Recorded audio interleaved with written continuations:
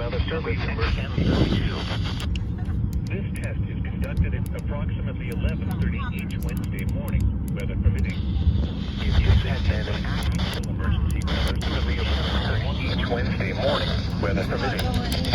If this had been an actual emergency weather situation, the warning alarm would have been followed by an actual watch or warning. Reception of this broadcast and the warning.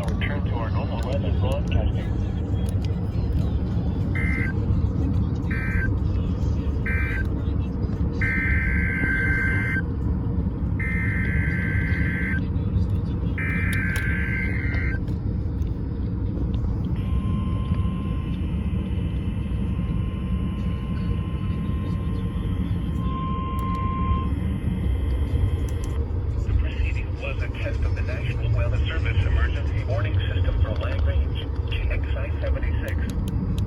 This test is conducted at approximately 11:30 each Wednesday morning, weather permitting. If this had been an actual emergency weather situation, the warning alarm would have been followed by an actual watch or warning. Reception of this broadcast and the warning alarm will vary at any given location.